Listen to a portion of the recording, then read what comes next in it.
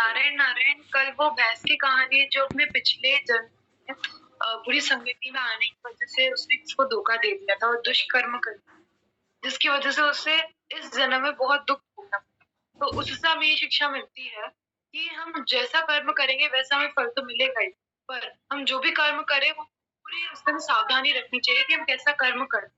और साथ ही उससे ये भी शिक्षा मिलती है कि हमारे जीवन में संगति का भी बहुत असर पड़ता है, तो हमें हमेशा अच्छी संगति रखनी अच्छा, चाहिए।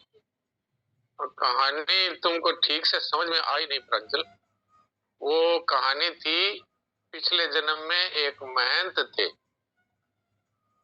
तो गांव के किसी व्यक्ति ने उनके पास अपनी बेटी की शादी के लिए रुपए इकट्ठे करते करते उनके पास रुपए जमा करा दिए। तो रुपए जमा करा दिए तो कई वर्षों तक रुपए वो जमा कराता रहा तो रुपए काफी इकट्ठे हो गए। तो जब उसके लड़की का विवाह की तिथि आई, तब उसने जा करके महंत जी से कहा कि मेरे वो पैसे लौटा दीजिए तो मैं अपनी बेटी का विवाह करूंगा।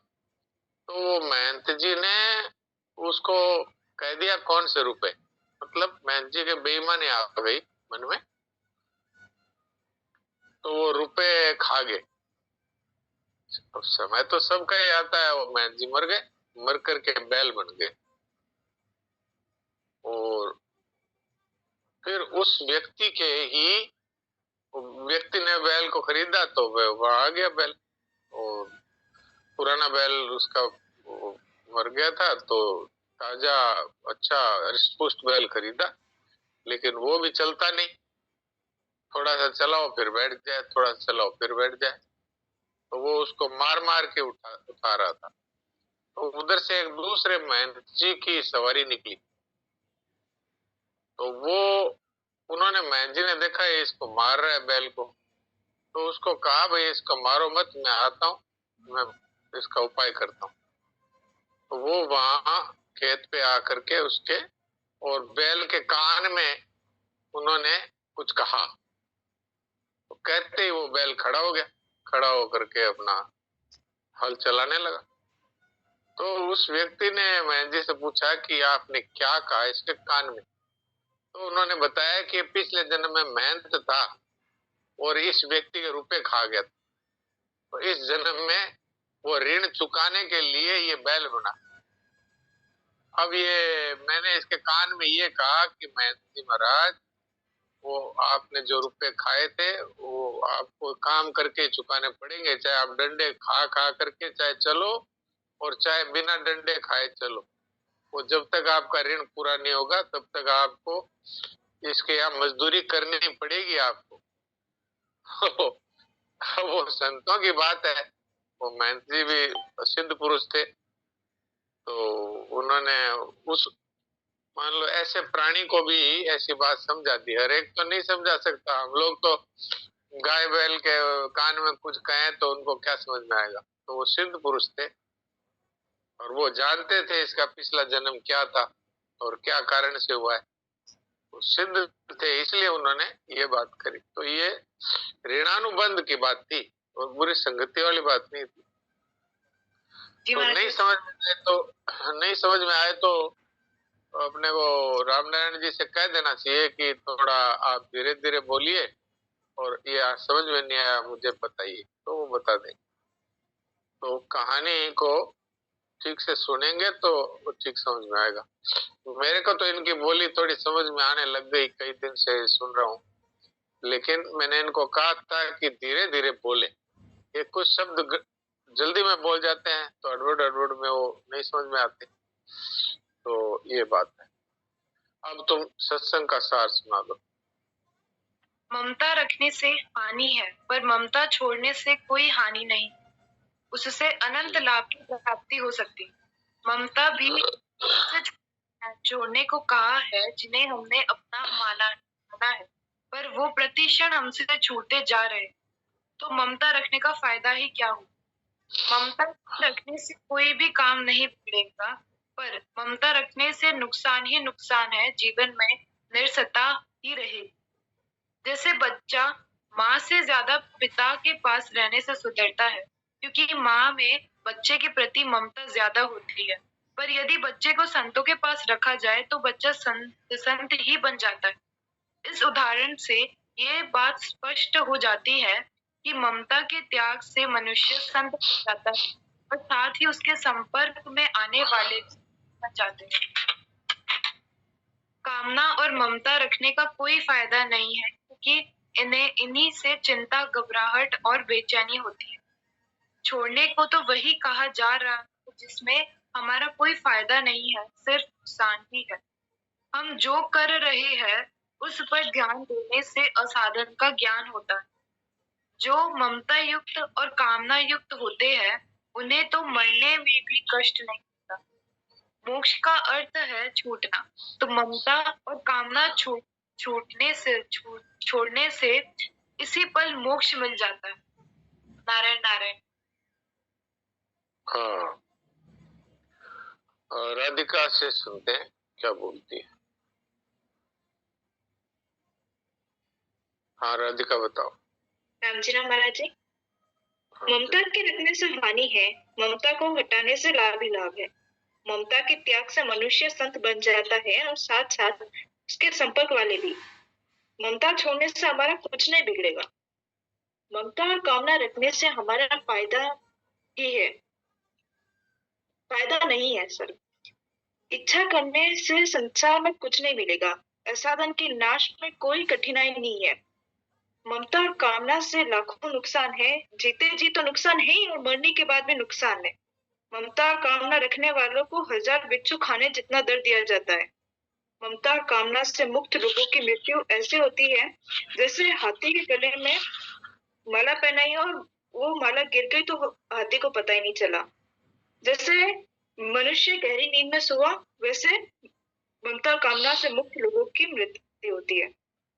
अगर इच्छा करने से कुछ संसार से मिलता तो अभी हर कोई व्यक्ति अरबपति, करोड़पति नहीं होता। इच्छा करने से मिलता है दुख, जन्म, मरण इत्यादि। मन के विरुद्ध होए भगवान की कृपा और मन के हिसाब से होए भगवान की कृपा। हर कैसी परिस्थितियां है, हमें उसमें भगवान की कृपा ही समझनी चाहिए। नारे नारे। बिल्कुल सही बात है, बहुत अच्छा होता है। तो अभी एक बात कहने की मन में आई थी, वो मैं बात कह देता हूँ, क्योंकि अभी तक लगता है देवकी जी नहीं जुड़े हैं। तो इनसे पूछते हैं शिव भगवान जी से कि देवकी जी कहाँ हैं।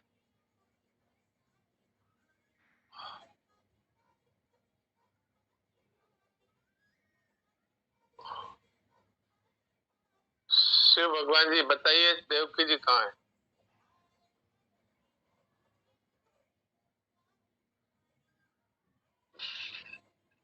शिव भगवान जी, मैंने आपको बोलने का अवसर दिया है।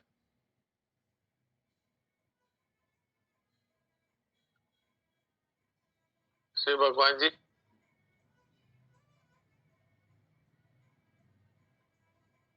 लगता है उनको आवाज नहीं मिल रही है, क्या बात। शिव भगवान जी, आप सुन रहे हैं मेरी बात? हाँ सुन रहे हैं बाबू जी। हाँ, तो आज क्या हुआ, जुड़े नहीं अभी तक देवकी जी? कल भी नहीं जुड़े थे देवकी जी? हाँ, कल तो हम ट्रेन में थे बाबू जी। आज आवाज आ रही है? आज अभी जुड़ रहे हैं, उनका कोई नेटवर्क वीक है थोड़ा।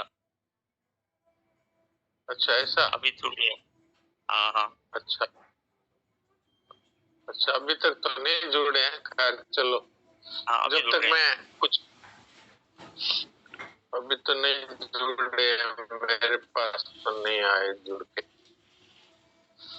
कोई बात नहीं, जुड़ जाएंगे अगर नेटवर्क सही होगा तो मैं कुछ जरूरी बात थी वो कह देता हूँ।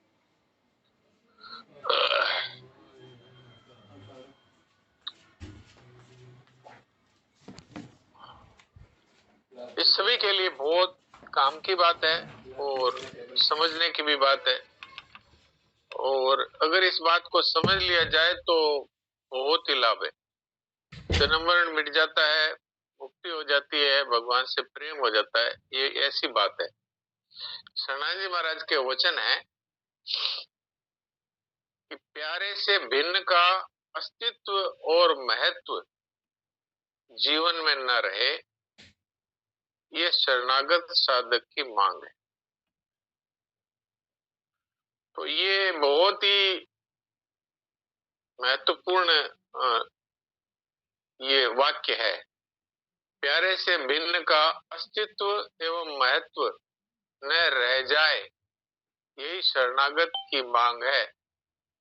बस केवल उनका ही अस्तित्व एवं महत्व और अपनत्व अपना जीवन।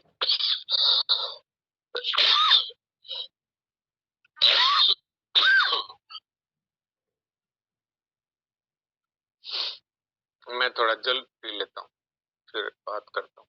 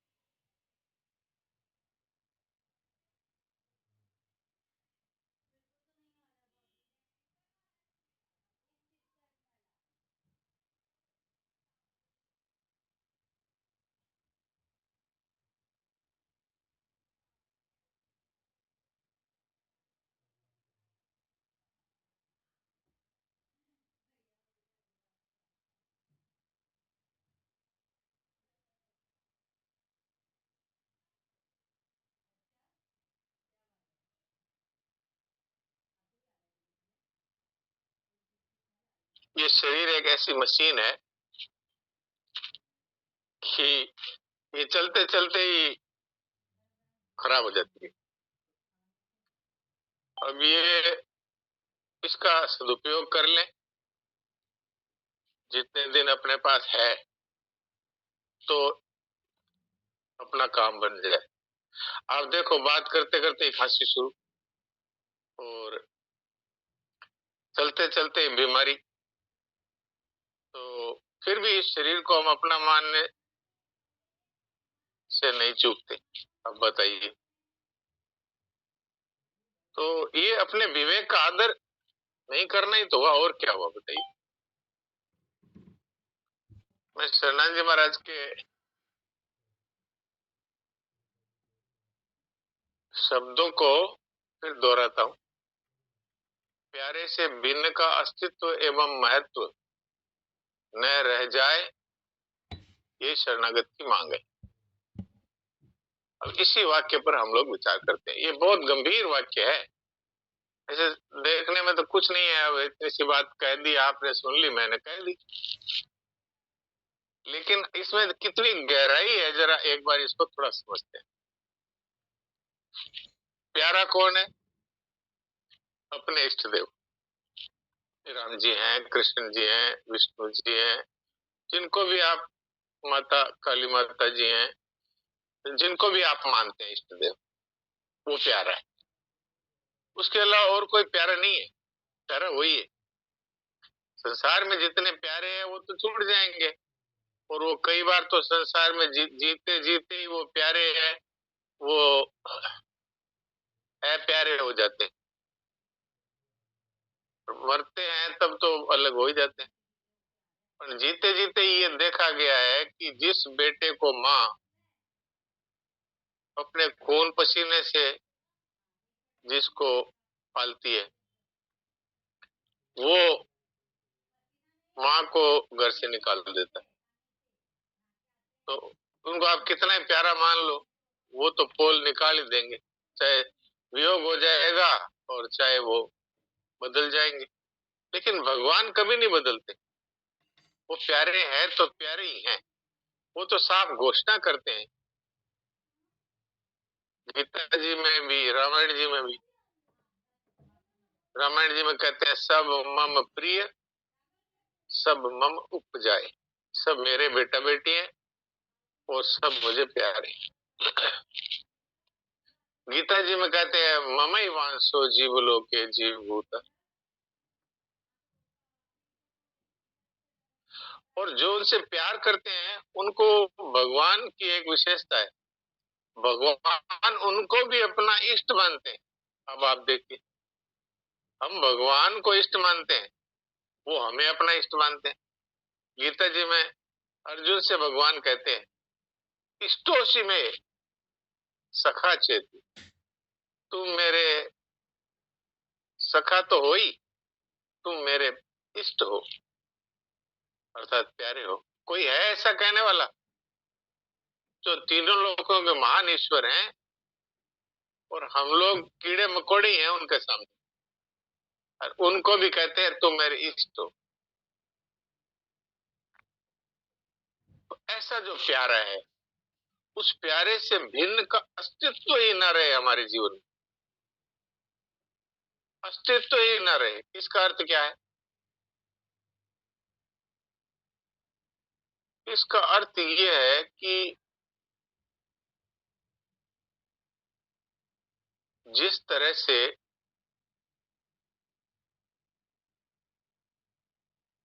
सिनेमा के पर्दे पे हमें मनुष्य चलते हुए दिखाई देते और वहां पर अलग अलग पदार्थ खाने पीने के सब पड़े हुए, लेकिन हमारे मन में क्या उनको लेने की आती है? वहां पर जो व्यक्ति हैं क्या उनसे बात करने की मन में आती है?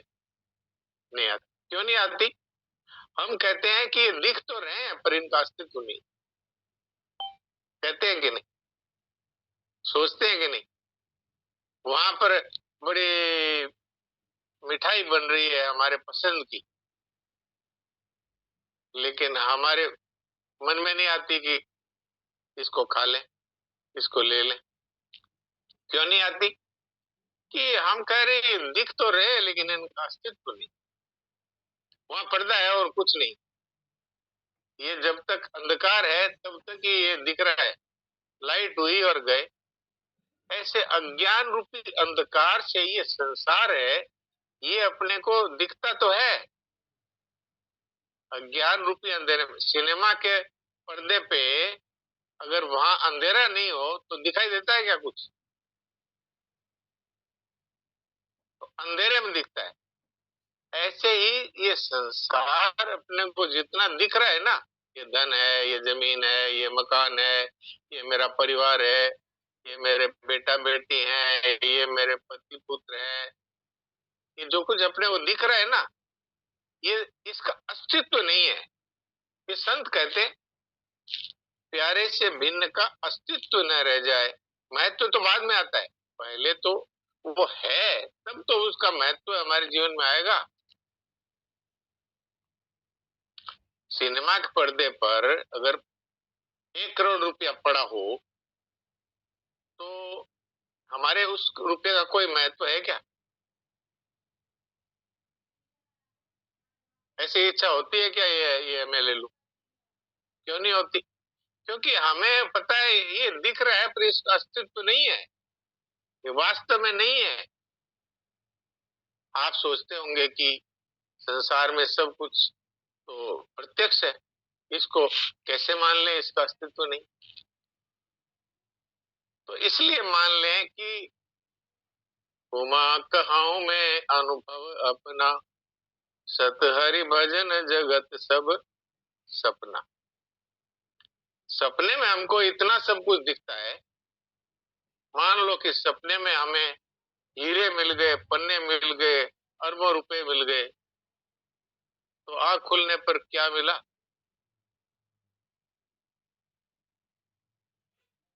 तो उसका अस्तित्व था क्या? वो तो दिख तो रहा था, लिए भी थे, राजी भी हुए थे बहुत कि इतने रुपए मिल गए, इतने हीरे पन्ने मिल गए, राजी हुए।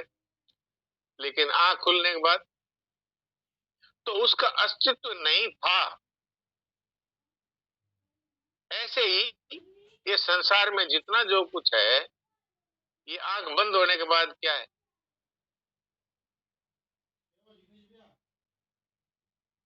तो शिव जी है वो पार्थिव जी, वो कहते हैं कि मैं अपना अनुभव बता रहा हूँ, ये संसार पूरा सपने की तरह है।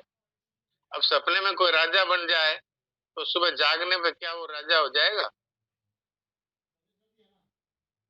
सपने में भिखारी हो जाए तो क्या जागने में भिखारी हो जाएगा? तो सपना है, उसका अस्तित्व नहीं है। दिख रहा है, बिल्कुल एकदम दिख रहा है प्रत्यक्ष की तरह। ऐसे संसार में धन भी दिख रहा है, परिवार भी दिख रहा है, सामान भी दिख रहा है, शरीर भी दिख रहा है, प्रत्यक्ष दिख रहा है। तो कहते हैं साहब इसको कैसे मान लें, इसका अस्तित्व नहीं है। अरे हमारे आंखों के सामने ये दिखते दिखते गायब हो जाता है। ये तो मेरे तो आंखों में देखी हुई बात है। मैं तो प्राय देखता रहता हूँ, क्यों मेरा ऐसे ही मेरा व्यवसाय है। मेरा ये जो चिकित्सा का जो व्यवसाय है ये ऐसा ही है। इसमें लोग मरते हुए ही दिखते हैं। मैंने ऐसा देखा है कि अभी अभी मेरे से बात करके गया है और घर पहुंचा नहीं, उससे पहले मर गया। तो ये अस्तित्व होता तो क्या वो नहीं रहता? भगवान है, कभी किसी ने सुना है कि भगवान है वो मर गए, उनका अस्तित्व नहीं है, वो अब बदल गए, दूसरे भगवान आ गए? देखा? वो सदा रहने वाले, उनका अस्तित्व है। तो हमने जो संसार का अस्तित्व मान रखा है, इसको सत्य मान रखा है, इसलिए जिन परमात्मा का अस्तित्व है वो हमें अपने नहीं मालूम पड़ते, क्योंकि अपना तो उसको मान लिया जिसका अस्तित्व ही नहीं। कबीर मनवा एक है भावे जहां लगाए, भावे हरि की भक्ति कर भावे विषय कमाए। आप चाहे संसार को अपने हृदय में विराजमान कर लो और चाहे भगवान को विराजमान कर लो, जब तक संसार विराजमान रहेगा भगवान है वो होते हुए भी हमारे लिए अदृश्य रहेंगे, अनुभव नहीं होगा। ईश्वर है सर्वभूतानां हृदय जुन तिष्ठति, भगवान सबके हृदय में विराजमान है। लेकिन अनुभव किन को होता है? जिन्होंने हृदय में संसार का अस्तित्व समाप्त कर दिया, अस्तित्व है ही नहीं, वास्तव में उनको समझ में आ गया दिखता तो है पर ये है नहीं। तो इसलिए सनातन जी महाराज कहते हैं प्यारे से भिन्न का अस्तित्व एवं महत्व न रह जाए, यही शरणागत की मांग है।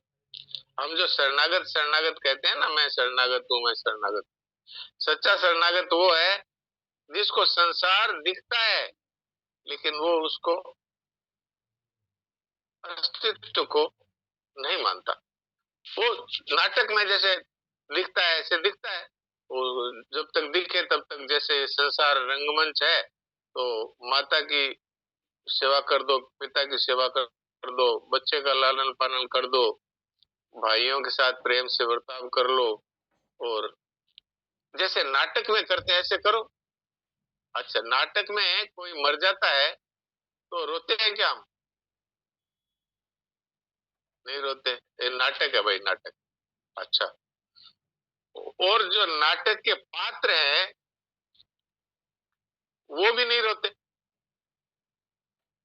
नाटक में मेघनाथ की मृत्यु हो गई तो वो दिखाने के लिए स्टेज पर तो रो लिए, लेकिन पीछे जाके सब हंसते हैं। अर्थ क्या है कि वो इसको सच्चा नहीं मानते।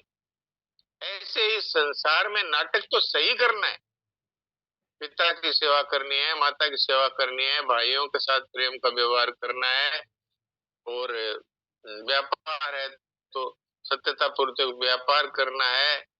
धन अगर मिल गया है तो उसका सदुपयोग करना है, परिवार की सेवा में लगाना है, संसार की सेवा में लगाना है, गरीबों की सेवा में लगाना है, लेकिन इसको सत्य नहीं मानना, इसका महत्व नहीं होना चाहिए। अरे महत्व तो उसी का होता है ना जो जिसका अस्तित्व है, जो वास्तव में है उसका ही तो महत्व होगा।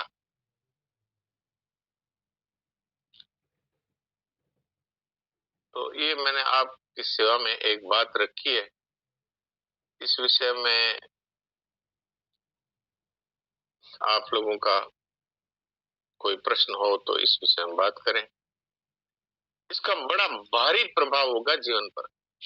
अभी अभी आपको मुक्ति का अनुभव होगा, अभी अभी आपकी ममता कामना छूटेगी। ये इतनी बात सही। देवकी जी अब दिख रहे हैं, मैं एक बार उनको पोस्ट बनाता हूँ, फिर उनसे पूछता हूँ कि उन्होंने क्या सुना। हाँ देवकी जी। नारायण नारायण नारायण नारायण नारायण नारायण। आपने से बिल का अस्तित्व और महत्व नहीं रह जाना, ये ब्राह्मी स्थिति है क्या? ब्राह्मी स्थिति है और क्या। ये आपूर्य मसलुम, ये जो श्लोक है वो आपूर्य मसलुम प्रतिष्ठम है ना, वो जी जी वो उस पर बैठता है क्या? हाँ बैठता है। वो समुद्र में नदियां है वो जाती है, फिर न तो का अस्तित्व रहता है, नदी का अस्तित्व रहता है, न उसका महत्व रहता है, अपना महत्व रहता है। जी जी जी बिल्कुल।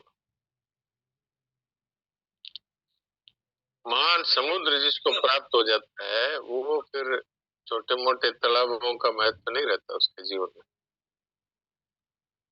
तो इसको तो फिर जो श्लोक है विहाय कामान सर्वं पुमांसति, इसके द्वारा ही प्राप्त किया जा सकता है।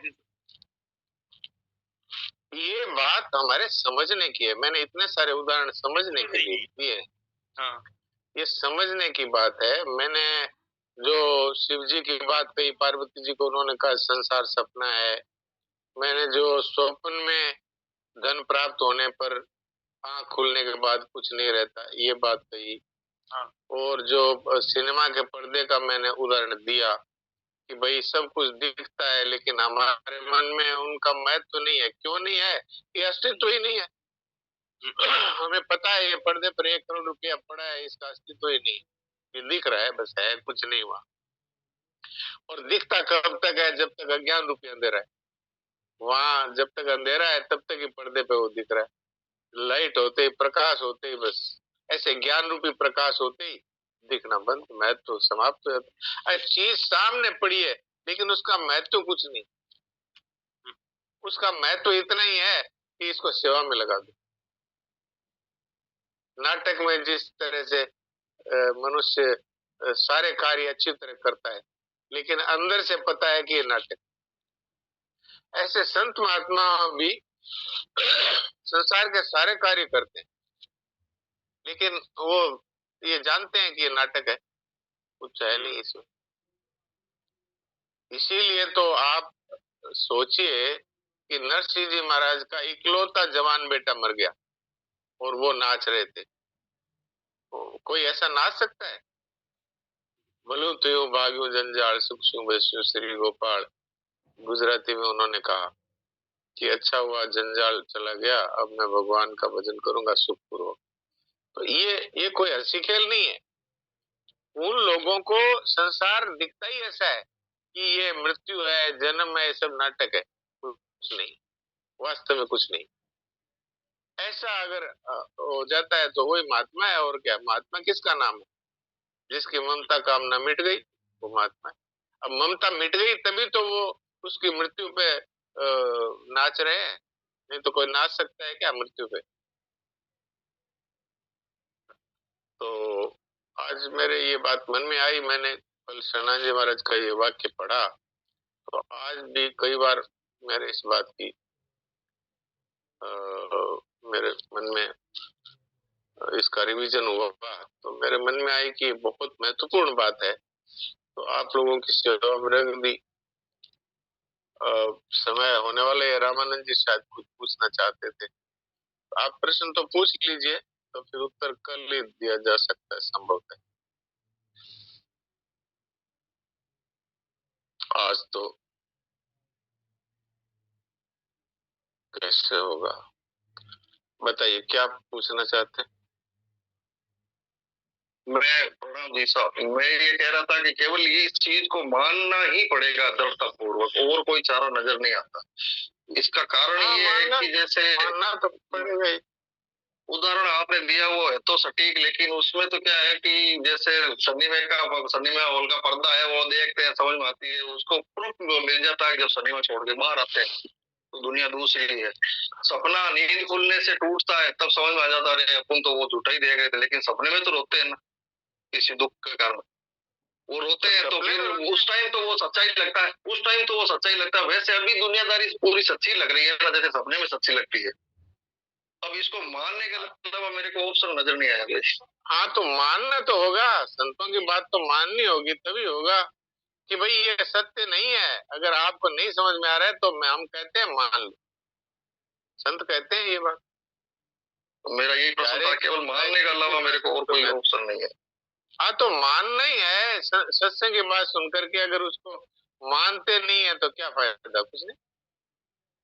ठीक है, अच्छा। राम राम। अब समय हो गया, कुछ सेकंड बाकी रहे हैं, इसलिए सभी लोग अपने हृदय में विराजमान ठाकुर जी के साथ अपनी एकता का अनुभव करके और चिंतन रहित होकर बैठे।